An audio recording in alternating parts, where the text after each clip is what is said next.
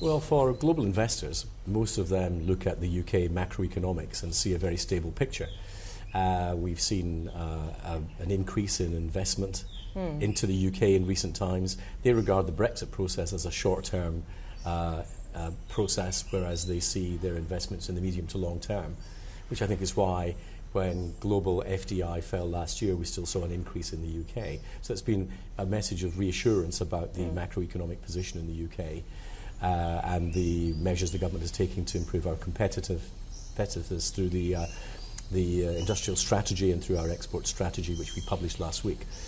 In terms of the impact of Brexit, of course, it's now dependent on the European Union, and the message that I've been giving here is that one of two outcomes happen. It's either what I would call the people's Brexit, which is about prosperity and jobs and trade, or it's a bureaucrat's Brexit, which is about the purity of the EU institutions.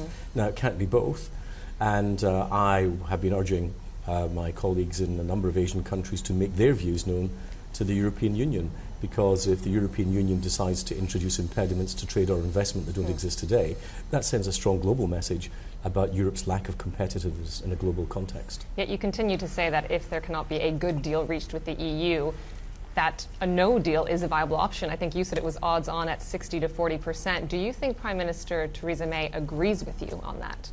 Well, the Prime Minister has always said that no deal is better than a bad deal. We have a number of things that we have to recognise are inevitable consequences of our referendum that we have to honour, and that is that we will take back control of our money and our border and our laws. We've also said that we will not be members of the customs union, which would have been a strong barrier to our independent trade policy. So all of those things need to be continued. We've made what we believe to be a fair and reasonable offer to the European Union as the basis for the negotiation that would continue open and comprehensive trade across Europe. And remember, the European Union, EU 27 countries, have a £100 billion trade in goods surplus with the UK.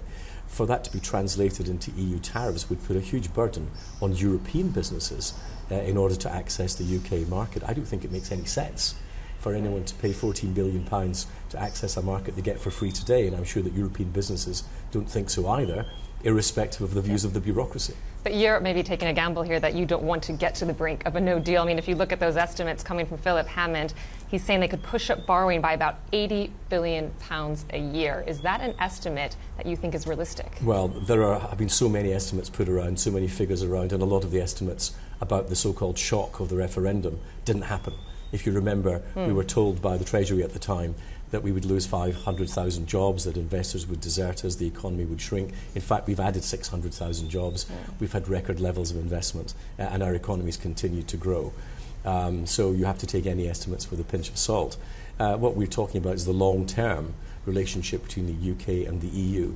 I think it's widely accepted by everyone that it's in our mutual interests to have an open and comprehensive and liberal trading agreement with the European Union. The alternative is to have barriers to trade and investment that don't exist today. That doesn't make sense. So we want there to be a deal. Does the Cabinet then need to get more united, though, on this idea of a willingness to go forward with the no deal? Because what you're telling me is you say we take them with a pinch of salt. Mr. Raab seemed to say that those projections from Chancellor Hammond won't necessarily come true either. Are we facing a real division within the Cabinet? It's not a willingness to go ahead with no deal. We don't want there to be no deal. We want there to be a good deal. But our European partners should understand that if we don't get a good deal and we had to walk away, then we would. That's not an outcome that is in either of our interests.